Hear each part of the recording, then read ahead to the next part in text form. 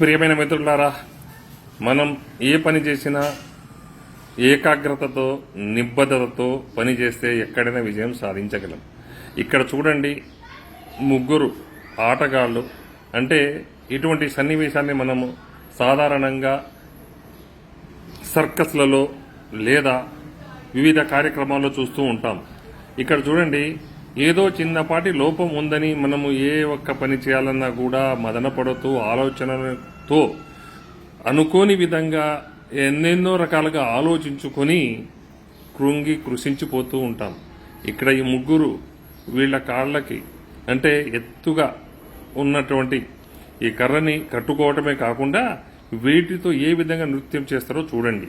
మనం కూడా జీవితంలో ఏ విధంగా అయితే ముందుకు నడవాలి అనే దృక్పథం ఉంటుందో ఆ దృక్పథం వచ్చిన తర్వాత కూడా కార్యదీక్షతతో ఆలోచన సరళిని ఏకీకృతం చేస్తూ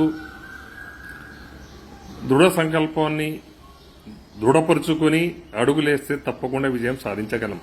ఈ యాక్చువల్గా ఒక్కొక్కరికి విడివిడిగా అట్లా పైకి లేవాలంటే లేవలేరు. కానీ ముగ్గురు ఒక పద్ధతి ప్రకారంగా ప్లాన్ ప్రకారంగా ఆ కాళ్ళ మీద ఏ విధంగా నిలుస్తున్నారో చూడండి.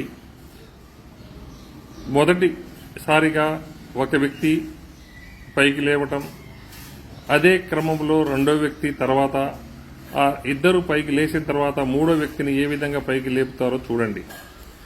నేను ఈ వీడియోని మీ ముందుకు తీసుకురావడానికి గల ముఖ్య కారణం, మనము చదివిన చదువుకి సార్థకతగా సరి అయిన జాబ్ రాలేదని, లేదా వేసిన పంటకి సరిగా గిట్టుబాటు రాలేదు అని మదనపడుతూ ఎన్నో రకాలుగా బాధపడుతూ జీవితాన్ని మనమే కృంగదీసుకొని నిరాశ నిస్పృహలకు లోనవుతాం.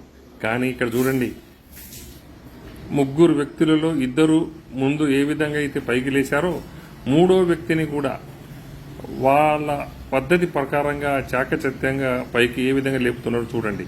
ఈ పరిణామ క్రమంలో వాళ్ళు లేచిన వాళ్ళు చేస్తున్న ఆనందపు నృత్యం మరియు కింద ఉన్న వ్యక్తిని అంటే ఒక జోకర్ లాగా మనం లాంటి వాళ్ళకి నవ్వించడానికి వాళ్ళు చేస్తున్న కార్యక్రమాలు నిజంగా అబ్బురపరుస్తున్నాయి కదా. అంటే నా ఉద్దేశం, మనము ఎంత ఎత్తు ఎదగాలన్నా కూడా స్టెప్ బై స్టెప్ అందులో భాగంగా మన తోటి వాళ్ళని కూడా మనతో పాటు పైకి తీసుకురావాలనే కోణంతో ఆలోచన ఉండాలి. కానీ ఒక లీడర్ ఎట్లా ఉంటారంటే, నేనే ఉండాలి, నేనే నడవాలి, నాతో పాటు ఎవడు రావద్దు, ఎవడు నడవద్దు అని ఆలోచించుకొని వారికి ఎదురు లేకుండా ఉండాలనే కోణంతోనే ఆలోచిస్తుంటారు. కానీ ఎవరైనా సరే అందరూ బాగుండాలి, అందులో మనం ఉండాలి అని ఆలోచించేవాడు అందరినీ సమానంగా చూస్తారు. అదేవిధంగా ఇక్కడ చూడండి, ఈ ముగ్గురులో ఇద్దరు ఎప్పుడైతే పైకి లేచి వాళ్ళ యొక్క మంచి స్థితికి చేరుకున్నారో మూడో వ్యక్తిని కూడా ఏ విధంగా పైకి లేపుతున్నారో చూడండి. అంటే ముగ్గురు సమానంగా పైకి లేచిన తర్వాత ఏ ఒక్కరు మళ్ళీ కింద పడిపోయినా ఆ మిగతా వాళ్ళు పైకి లేపగలరు. కాబట్టి అందరూ మంచి స్థితిలో ఉండాలని, అందరూ అదేవిధంగా ఆలోచించాలని మనసారా కోరుకుంటున్నారు.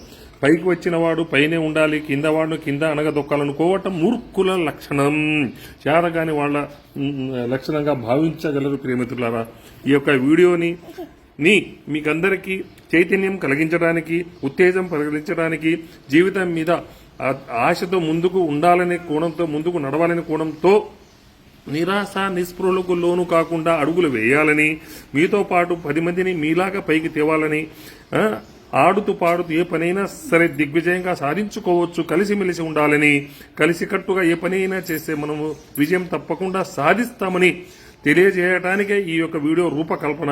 అంటే వేరే వాళ్ళు రూపకల్పన చేసిన దాన్ని మీ ముందుకు తీసుకురావడం నా యొక్క ఉద్దేశంగా మీరు భావించగలరు ప్రియమిత్రులారా.